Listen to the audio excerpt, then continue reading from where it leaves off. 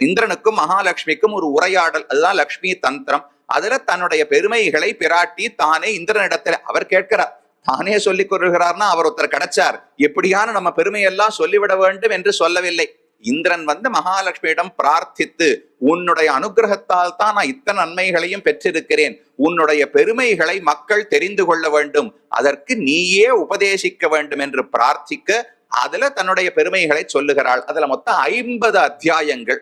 அதுல கடைசி அத்தியாயம் 50வது அத்தியாயத்தில் ஒரு மேற்கோள் காட்டப்படுகிறது. என்ன சொல்லுகிறாள் பிராட்டி என்றால், பகவானும் நானும் வைகுந்தத்துல ஆனந்தமாக இருந்தோம், எங்களை சுத்தி நிறைய பக்தர்கள் எங்களுக்கு தொண்டு செய்வதற்கு இருந்தார்கள். இந்த பக்கம் அனந்தன், கருடன், விஸ்வக்சேனர், மத்த நித்தியசூரிகள் எல்லாம் இருந்தார்கள். பஞ்ச ஆயுதங்கள், ஆபரணங்கள் எல்லாம் இந்த பக்கம் இருந்தா. இந்த பக்கம் ஆழ்வார்கள், ஆச்சாரியர்கள், முக்தர்கள், முக்தாத்மாக்கள் எல்லாரும் இருந்தார்கள்.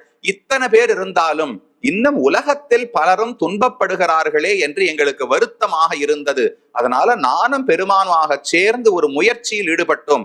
வேதத்தை முழுவதும் ஆராய்ந்து இதுல ஒரு கடைவது, பல கடைந்துனா என்ன, வேதத்தை கடைந்து ஒரு சாரமான பொருளை எடுத்தோம் என்று சொல்லுகிறது. எப்படி மோரை கடைந்து வெண்ணெய் திரண்டு வருமோ அத போல வேதத்தை எல்லாம் கடைந்து 2 சூக்தங்கள் தோன்றின என்று தாயார் தெரிவிக்கிறாள்.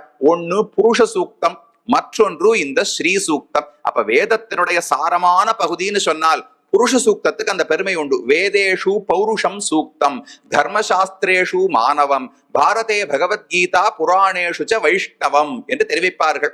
மகாபாரதத்துல சாரமான பகுதி எது? பகவத்கீதை. 18 புராணங்களுக்குள்ள மிகச்சிறந்தது எது? விஷ்ணு புராணம்.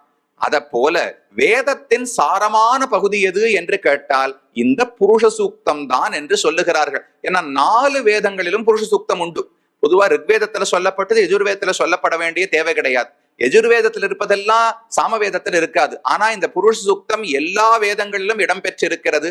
மிக தெளிவாக ஸ்ரீமன் நாராயணன் தான் முழுமுதற் கடவுள், உலகத்தை படைத்த தலைவன் என்று காட்டுகிறது. அவருக்கு 2 மனைவிமார்கள், கிரீஷ்சதே லக்ஷ்மீஷ்ச பத்னியோ என்று கடைசி மந்திரத்துல சொல்லப்படுகிறது. இந்த 2 சூக்தங்கள் பகவானை பத்தின ஒரு புருஷ சூக்தம், பிராட்டியை பற்றின ஒரு ஸ்ரீ சூக்தம். இந்த 2ம் தான் வேதத்தின் சாரமாக எங்களாலே கண்டெடுக்கப்பட்டன.